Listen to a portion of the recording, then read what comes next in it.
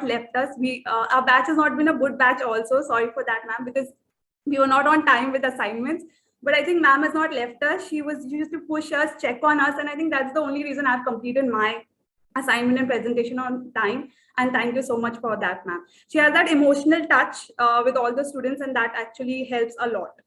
So that's one thing about her, ma'am. And obviously all the faculty members who took our practical session, and my classmates, Edith and Jappreet, and of course my husband, because he encourages me to do this post, because it's 12 now. I haven't cooked anything, but I'm giving my presentation here because he has supported me. So thank you, everyone. So I'll just start quickly without wasting much of my time. So here, my topic of presentation is diet in Garbhini Paricharya. So a short introduction of what is Garbhini Paricharya. So if you see, it is an amalgamation of everything, not just nutrition, but also your well-being, that is your spiritual, mental health, and your physical health. Okay, so everything has to be in right balance, and that's how you're able to take care of the pregnant woman.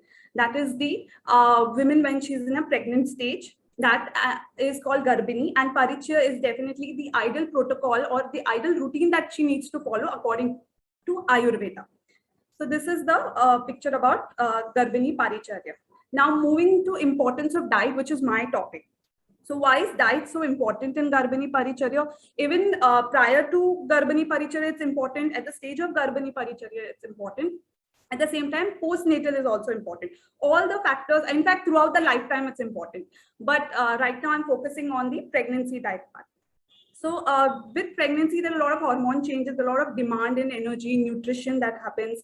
It is also important to have a well-balanced diet to prevent any defects, any birth defects, any nutrition deficiency that is passed on to the child. Because the main nutrition or the main the food or the development part that goes to the fetus is through the mom's nutrition herself. There is no other way where the nutrition goes. So that is why it is the utmost important for the mother to take care of her diet. Also, not only because of the child's development, she needs to nourish her body, because she is the one who's going to obviously bear that, she needs to be stable enough to hold that baby and, nourish that baby for next 9 months. So that is equally important. Moving ahead. Okay, so according to Ayurveda, the ahar, that is rasa, has 3 important roles. First is development and growth of the fetus, because obviously the placenta and the fluid that passes through placenta, everything comes from the mother's nutrition, that is mother's blood. So that's why it's really important to have that nutrition well balanced in her body. Then moving to the lactation phase, obviously the first month of the baby, feeding the baby gets the nourishment through that milk, and that milk has to be nourishing and healthy enough to obviously support the development of the baby going ahead as the growth of the baby. Next is her own body. So usually we think that pregnancy, the care needs to be taken only, for the baby, but no, it has to be for the mother also, and has to be post-pregnancy also. So that is why Swasharir Pushti is equally important. Moving ahead, okay, so now if you see the quality of the food, that is eating right, lays the foundation of the child's growth within the womb. Okay, all the heart diseases or mental diseases, these diseases have its root in the mother's womb itself. So as the child grows, it is actually from the fetal itself which has, the root has been there, and that's how it comes to the later stage when the child grows. So it's very important at every stage that the right layout or the right foundation needs to be there itself during pregnancy. Okay, so now also I forgot to mention one thing is pregnancy is considered as a marathon. It's equivalent to a marathon. There's a research that the strength and the endurance that an athlete needs is similar or even more than the pregnant woman needs. And when we prepare for that athlete, the athlete goes through so much training. Why not prepare a pregnant woman also through the various steps of training? Why do we neglect that portion? Because that's equally important to get that strength and endurance. So to prepare for this 40-week marathon, the women needs to have this balance of nutrition, diet, and yoga and meditation.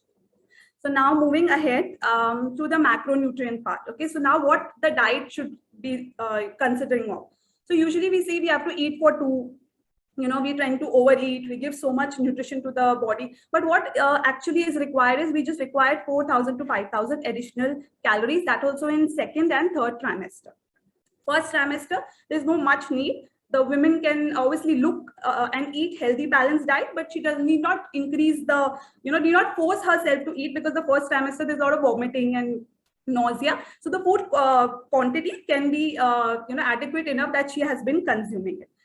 And now once you have increased the food, that is additional calories, from where those calories should come, it should be a well balanced diet of macronutrients and micronutrients. Now coming to what are macronutrients. Macronutrients are obviously required in larger portion. They are carbohydrates, proteins, and fats. So if you see this picture here, here. So if you see, these are carbs, okay?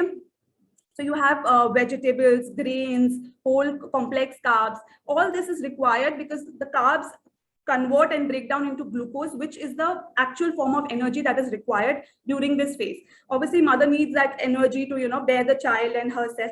So this is utmost important. So the carbs have usually higher intake. That is 45 to 60% of your diet should come with the whole grains like rice, chapati, and vegetables, potatoes, sweet potatoes, and everything. Coming to the protein part, which is the most neglected part. Usually our Indian diet is considered as, hum log potato ki sabji lete, we take potato sabji, we take rice, and that's it.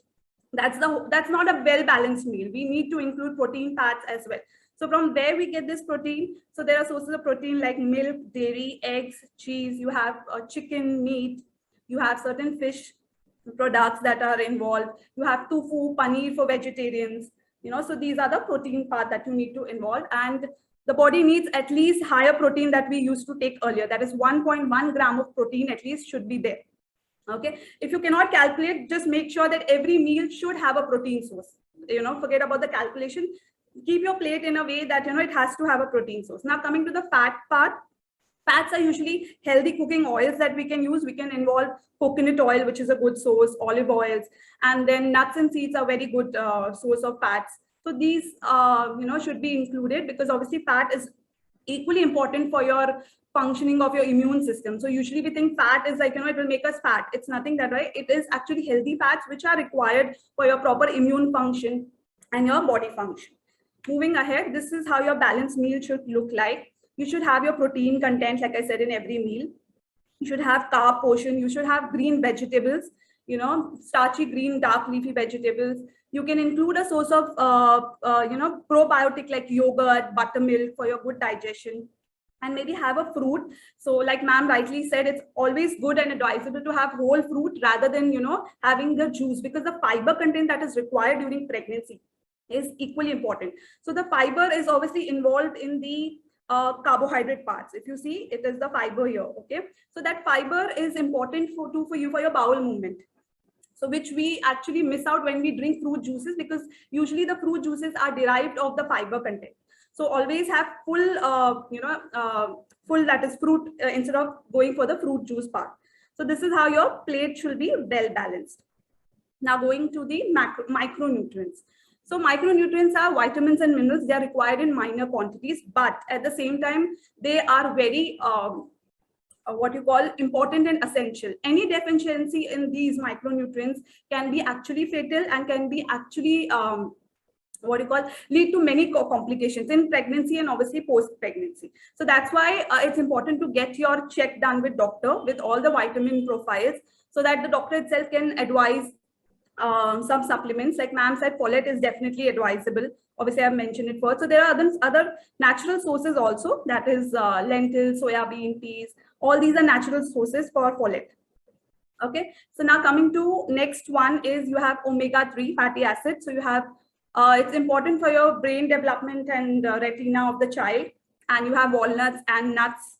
You can see the chart here also. Omega-3 has walnuts and nuts. You have vitamin C, which is amla. It has citrus foods, and vitamin C is very essential for iron absorption. So to absorb iron, this vitamin needs to be there. So vitamin C, like amla, lemon, orange, and everything is there. Also, it is important for your healing and repair of your tissues. Now coming to the next one is calcium, which is most important. Even Milk and dairy products are essential. It helps you with obviously the strength, stamina, and the bone development.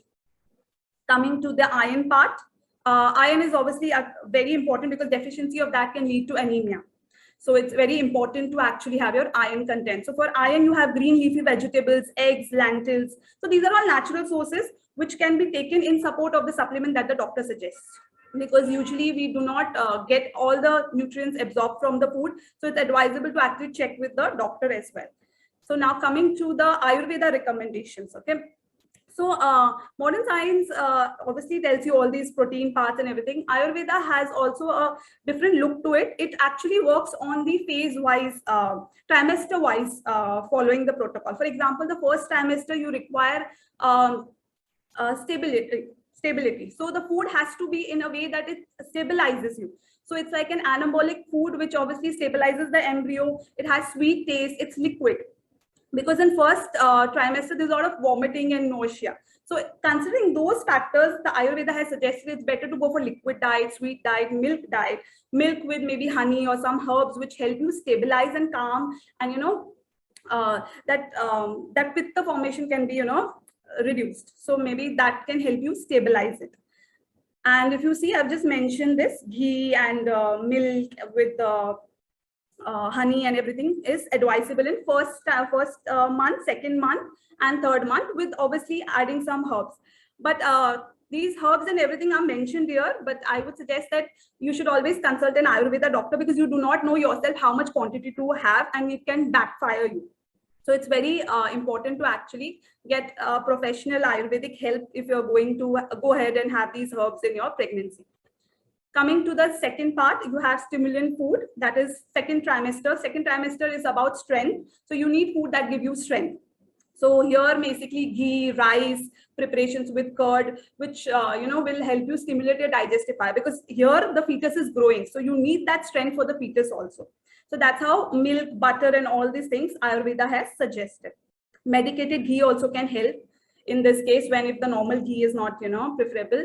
So coming to the next part is promoting motion. Okay, so the third and the final stage has two things. First is obviously the women is constipated at that time, usually because of the growing baby. The colon and the the intestine and everything are so suppressed that it's very difficult to pass the bowel movement.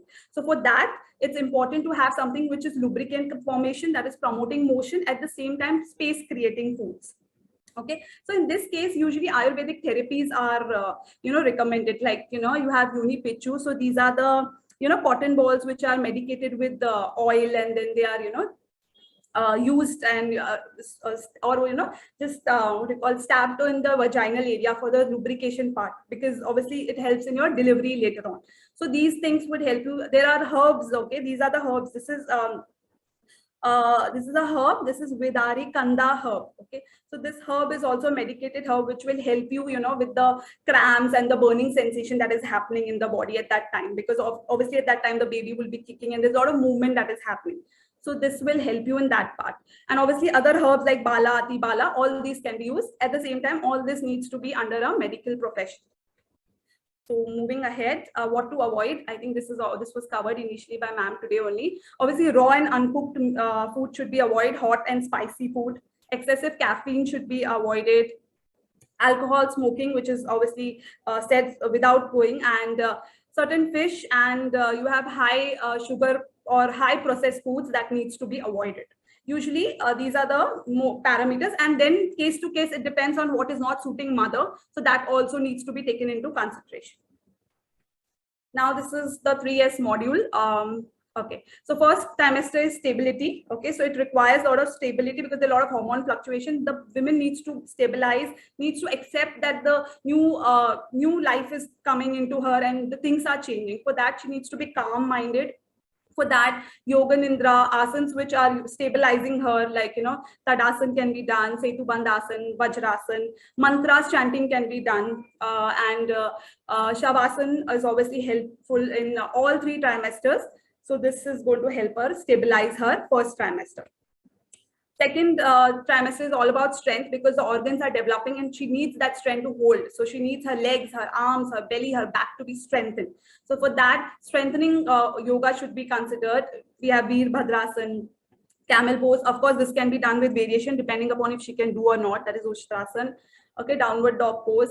At the same time, Shavasana can be done, but it can be modified if she is not comfortable. So the modification part also plays an important role. For example, if she cannot go down completely in Ushtrasana, she can basically take support or maybe put a pillow or something that way. So all this needs to be taken care of. Next is space creating. Third asana, third trimester is all about space creating. So the asana needs to create space at the same time ease your delivery. So for that, you have Malasana, obviously, because it creates the space and helps you. Also, then you have butterfly pose, that is Baddha Konasana, and then you have Setu Baddha Konasana, okay, which is used with pillow. Shavasana can also be done in this case. It's very good because, but then you will have to modify it because it's not easy because of the belly part. So you need to modify that.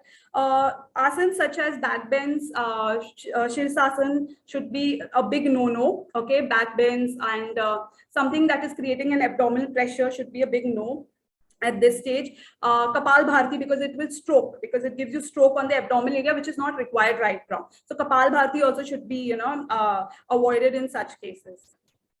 Thank you everyone for listening, and thank you for this opportunity, ma'am, to present. Thank you so much.